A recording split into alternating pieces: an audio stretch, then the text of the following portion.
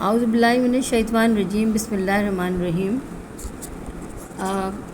اللہ تعالیٰ کی نازل کردہ کتاب قرآن پاک ہمارے لیے ایک نور کا سرچشمہ ہے، ایک ہدایت ہے اور انسان کی زندگی کو خوبصورت بنانے کا ذریعہ بھی ہے۔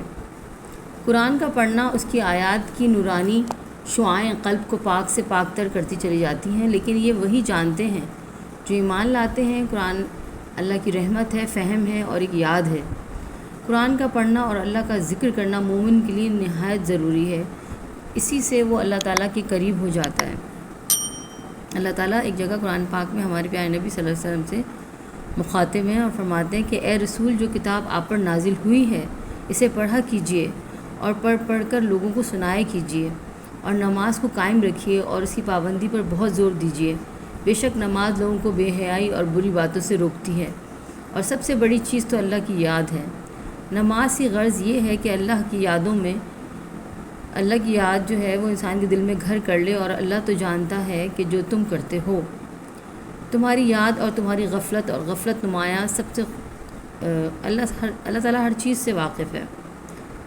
جیسی جس کی عبادت ویسے ہی اس کے ساتھ معاملہ ہوگا۔ تو اللہ تعالیٰ نے اہل کتاب سے نرمی کا پہلو رکھا اور سرور کائنات صلی اللہ علیہ وسلم کو قرآن پاک کے بہترین تحفہ دیا کہ وہ امت مسلمہ تک اس کو پہنچائیں اور وہ اس پر عمل کر کے اپنی زندگی کو خوبصورت بنائیں۔ دراصل ہم سب اللہ تعالیٰ کے فرما بردار ہیں اور ہمیں اللہ تعالیٰ کی طرف لوٹ کر جانا ہے، اور جیسے ہم نے اللہ تعالیٰ فرما رہا ہے ایک جگہ کہ جیسے ہم نے توریت وغیرہ اتاری تھی، اسی طرح اللہ تعالیٰ نے حضرت محمد صلی اللہ علیہ وسلم پر قرآن پاک کو نازل فرمایا۔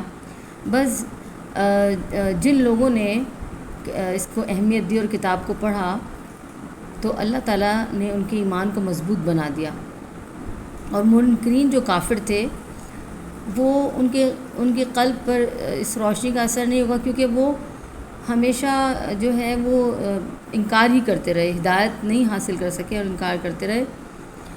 تو اللہ تعالیٰ نے لوگوں سے فرمایا کہ اللہ قرآن میں لوگوں سے یہی کہہ رہا ہے کہ قرآن خود ایک معجزہ ہے، اور اس لیے کہ یہ کافی ہے کہ ہم آپ صلی اللہ علیہ وسلم پر جو کتاب نازل فرمائی گئی تو اس کو پڑھ کر لوگوں کو نبی صلی اللہ علیہ وسلم نے سنایا، تاکہ ان کے لیے یہ رحمت بنے، اور قرآن کا پڑھنا اور اللہ کا ذکر کرنا لوگوں کے زندگیوں میں وسعت پیدا کرے اور ان کی زندگیوں کو اچھا کرے۔ جب ہم نور میں آتے ہیں، اللہ کے قریب ہوتے ہیں، تو اللہ تعالیٰ ہماری راہیں کھولتا ہے، ہمارے اوپر وہ چیزیں منکشف ہو جاتی ہیں جو کہ دنیا میں ہیں۔ یہاں آپ ایک چھوٹی سی چیز ہوتی ہے، مٹی کو ہی دیکھ لیں، اگر اللہ تعالیٰ نہیں بناتا تو لوگ گھر کیسے بناتے؟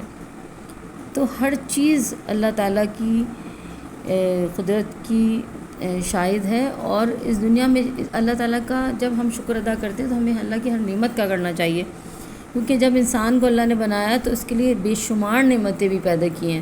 بس یہ انسان کی سمجھ کا فرق ہے کہ وہ اتنی جلدی میں ہر چیز غلط کر دیتا ہے، اور شیطان کے بہکائے میں آ کر اپنی زندگی کو بہت سے لوگ تباہ بھی کرتے ہیں۔ مگر ہمیں یہ چاہیے کہ عقل استعمال کرتے ہوئے اللہ تعالیٰ کے نور کو سمجھیں، اللہ کے کتاب کو سمجھیں، اور جو ہدایت اللہ نے ہمیں دی ہے اس پہ عمل کریں۔ آج کے لیے صرف اتنا ہی۔ السلام علیکم، جزاک اللہ۔